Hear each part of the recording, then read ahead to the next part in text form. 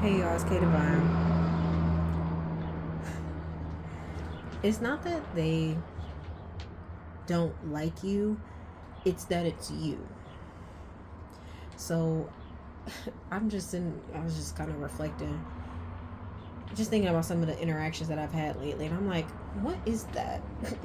Like, what is this aspect when people, like, look at how people treat you in a group versus by themselves.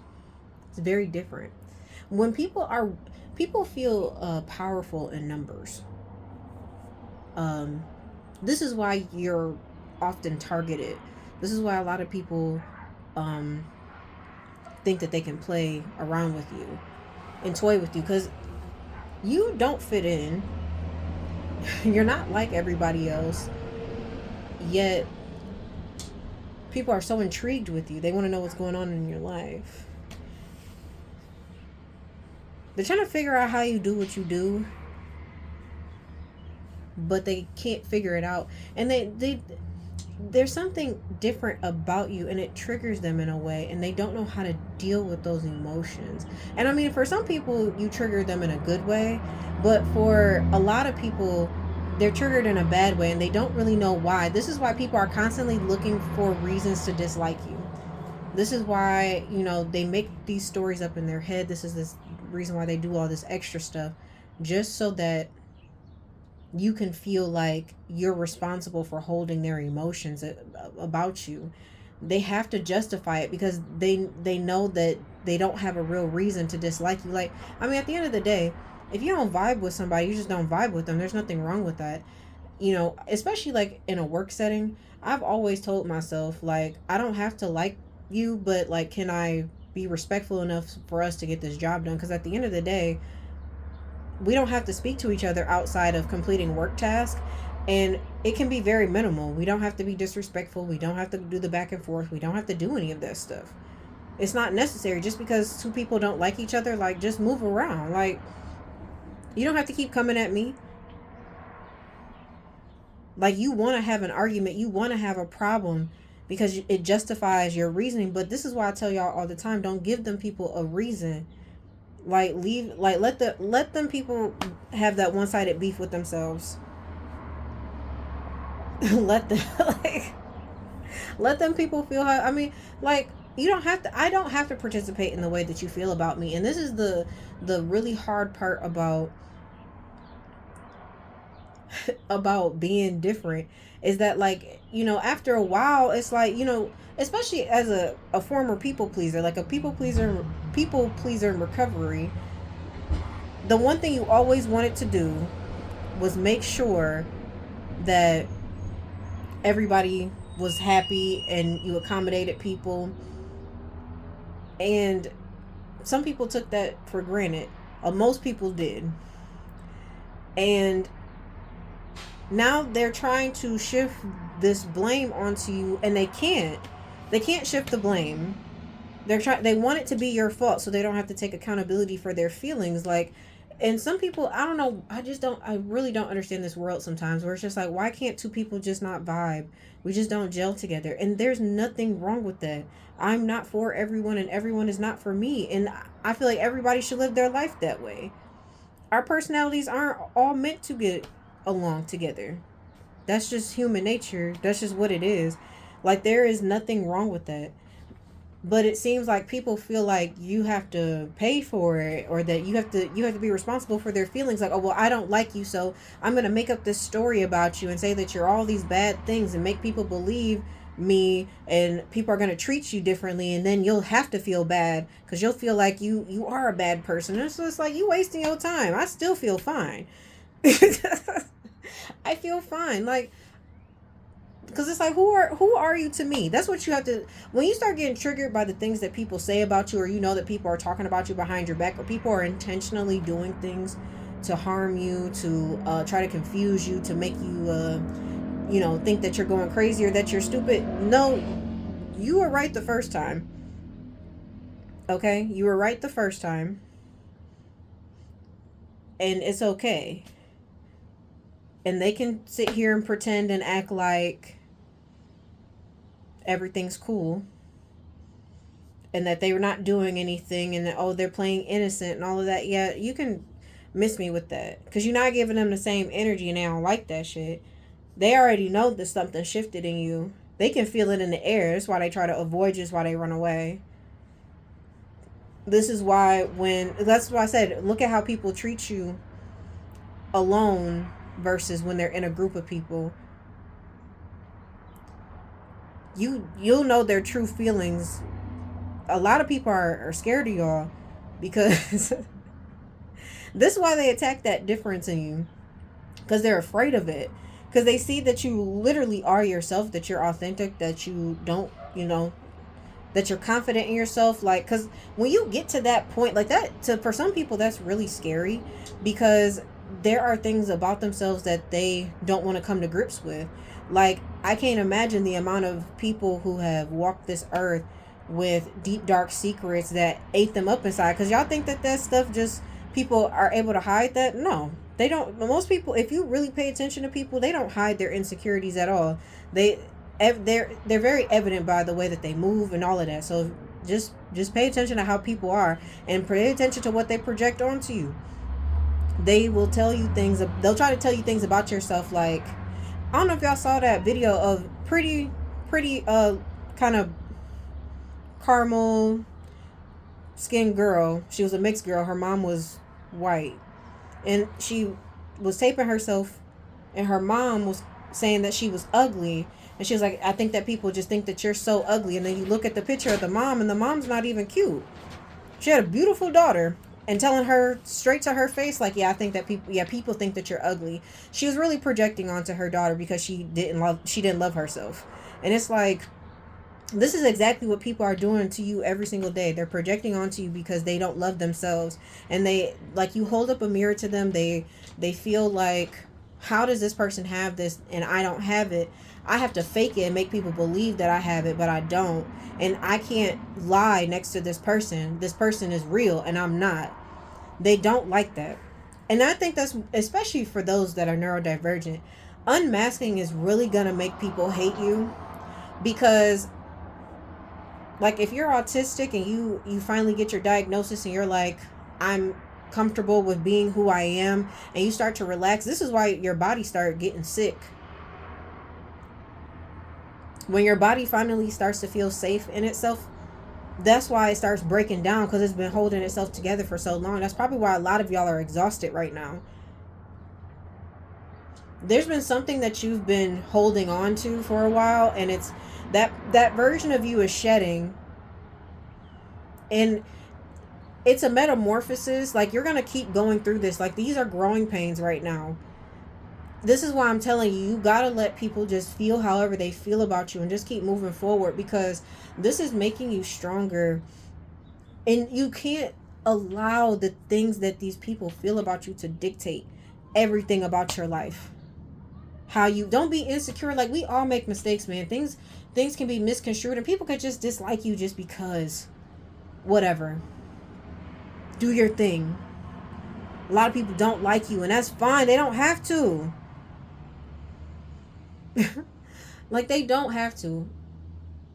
And I say all of your points are valid, and they're right. They're right to you.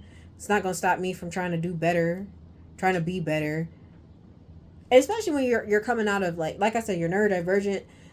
You are coming out of trauma. Like, a lot of people don't even understand what trauma does to you, what it does to your body, what it does to your mind, because they've never really gone through anything.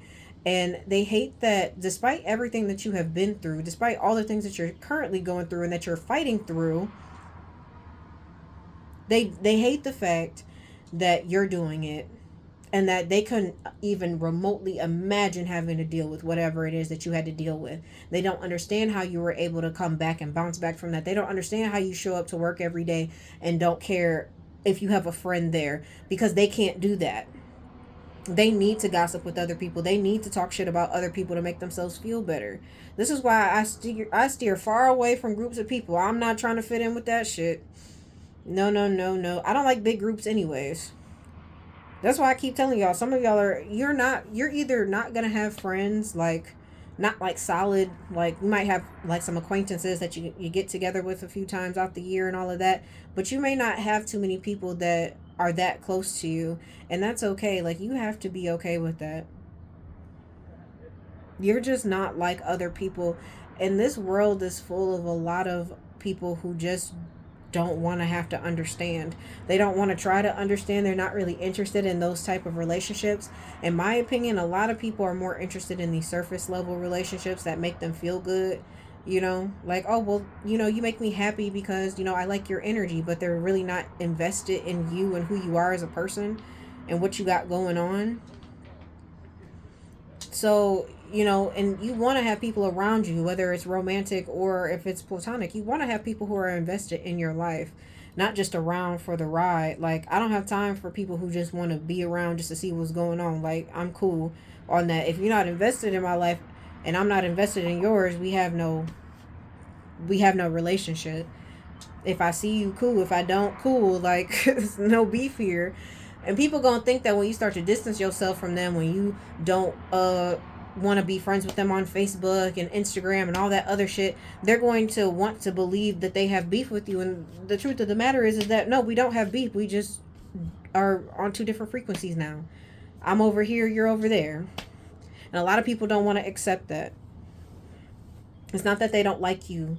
They don't like it's you. They don't like that you're the one that broke free. They don't like the fact that you are the one that was able to figure out things without them and that you're not taking them along for the ride. A lot of people like being around you because you just bring a certain level of energy that most people don't have, and people abuse it, and then when it's gone and they might be cool for a while, they can live in whatever it is that you supplied to them. But once the supply is out and they come searching around for you again, and they find out that you're not in the same spot no more, that you're not doing the same shit that you was doing, that you're not going to the same places you was going to, when they find that shit out, and that your number done changed and that they can't get a hold of you easily anymore, they gonna start doing weird stuff trying to get in contact with you. And sometimes it's not even direct contact. It's weird. It's very weird. It's odd. It's not that they miss you, they miss your energy. People love what you have. They just don't like that you're the one that has it.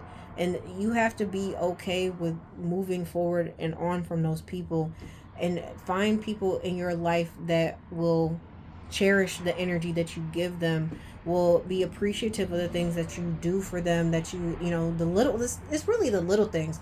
I think that's part of, like, I think that's what most of y'all hate, is that a lot of people don't see the little things that you do for them, that they don't see the encouragement that you give them, the good pep talks when they need it. Like, you're the person who's always giving out all this advice, always there for everybody else. But the minute that you are down, nobody calls you. And if they do call you and they don't know what your situation is and they don't know what's going on, now they call you, but only if they can try to get something out of you. Once they find out that you ain't got it, they ain't finna call you again.